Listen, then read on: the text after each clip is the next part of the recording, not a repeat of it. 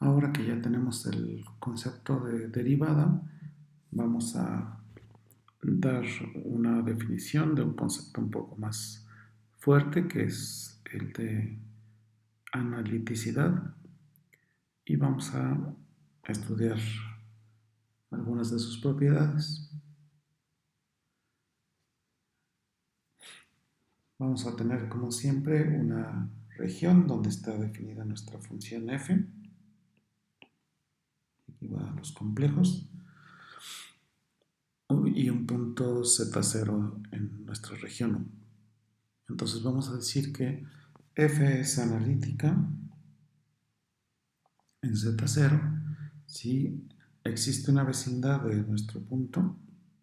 Aquí, por ejemplo, en la figura sería la vecindad B, de tal forma que la derivada existe para todos los puntos de esa vecindad.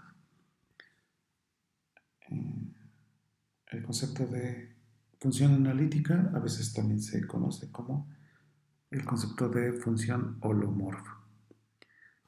Y vamos a decir, como de costumbre, que f es analítica en nuestra región U, si solo si es analítica en cada punto de U. Y de una vez definimos, decimos que una función f es entera si está definida en todo el plano complejo y es analítica ahí.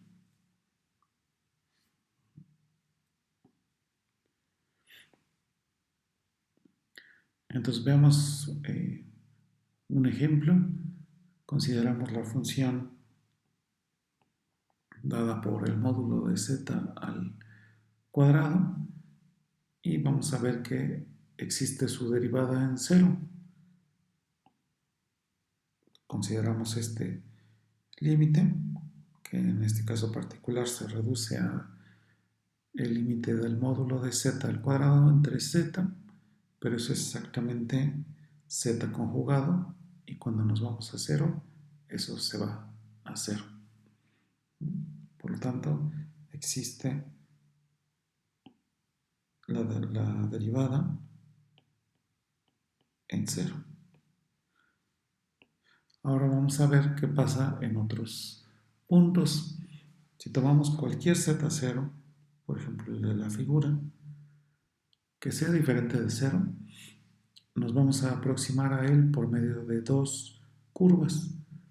Primero nos vamos a acercar por medio de esta recta, es decir, por medio de los puntos de la forma t por z0, y vamos a fijarnos en este cociente. Haciendo las cuentas, nos queda esta expresión de aquí.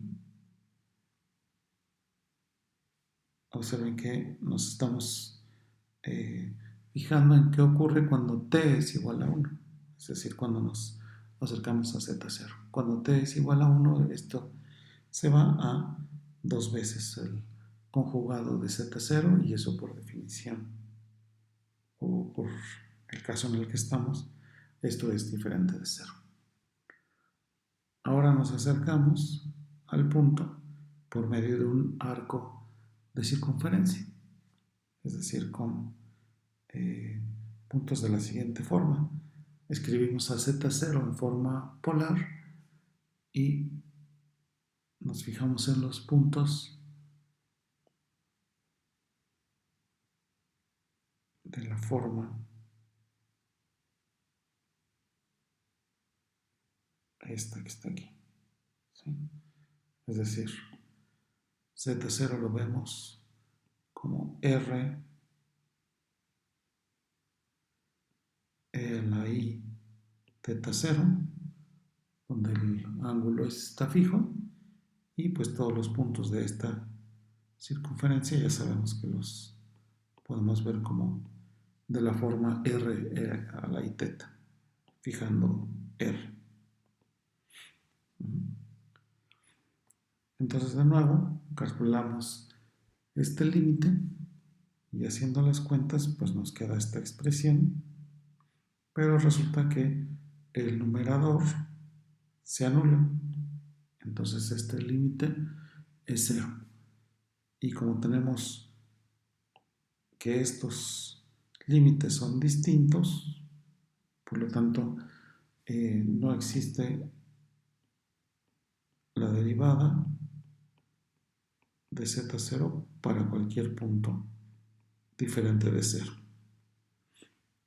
Y eso, por nuestra definición, nos dice que la función no es analítica en 0. No hay ninguna vecindad donde para todos los puntos de esa vecindad del 0 exista su derivada.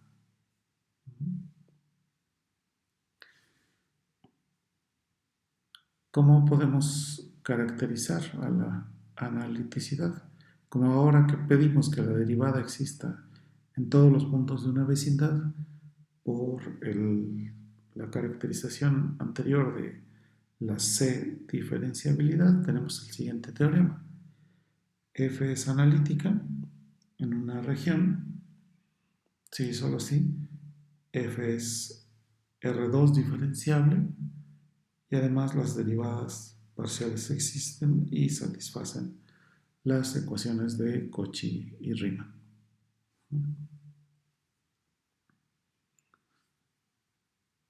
Un criterio un poco más sencillo para demostrar la analiticidad es el que aparece aquí. Ya sabemos que el hecho de que las funciones sean de clase C1 nos implica que sean diferenciables. Entonces, digamos, vamos a usar mucho este criterio.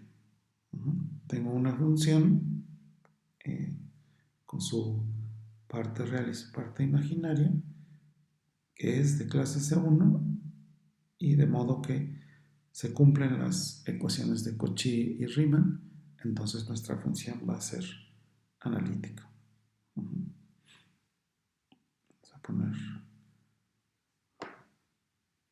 un ejemplo sencillo de esto.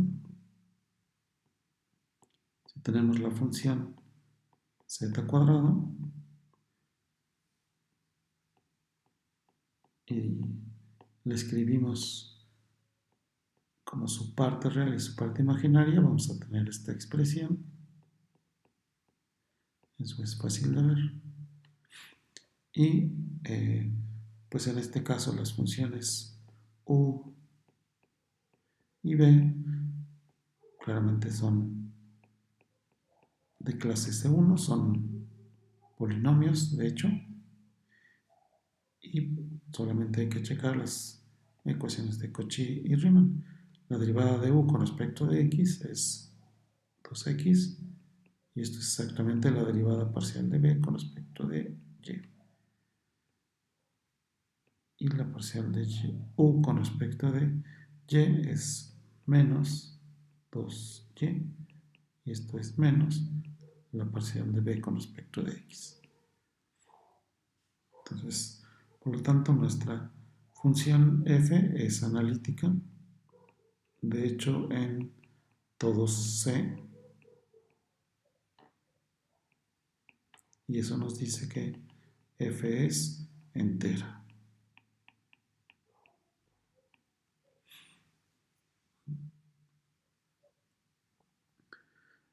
Así como en la sesión anterior vimos que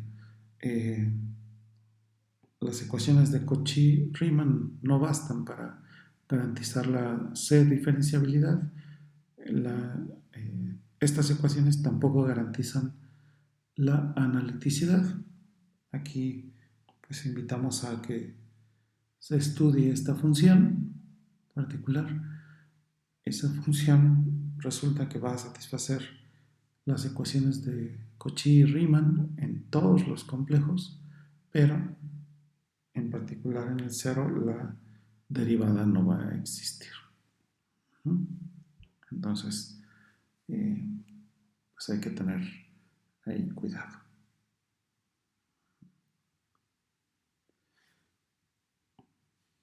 Sin embargo, también las ecuaciones de Cauchy y Riemann imponen condiciones fuertes a nuestras funciones. Por ejemplo, vamos a ver la siguiente propiedad. Supónganse que tenemos una región, una función definida en esa región que además sea una función analítica, y supongan que la imagen está contenida en el eje real, así como está aquí en la figura. La imagen de toda esta región está contenida en algún intervalo de la recta del eje real. Entonces, necesariamente nuestra función va a ser constante. Y eso pues va a ser una consecuencia muy sencilla de las ecuaciones de Cauchy y Riemann. ¿Por qué? Pues porque el hecho de que nuestra función, su imagen esté contenida en el eje real, pues nos dice que su parte imaginaria es cero. Pero si esta función es cero, pues sus parciales con respecto de x y de y son cero. Como la función estamos suponiendo que es analítica, entonces satisface las ecuaciones de Cauchy y Riemann, y eso implica que las parciales de u con respecto de x y de y pues también son cero. Eso quiere decir que nuestra función u es constante. Como b ya era constante, pues entonces toda la función f en realidad es constante. Todo va a dar a un punto. Una situación análoga ocurre cuando la imagen de una función f de este estilo está toda contenida en el eje imaginario. La demostración es bastante similar.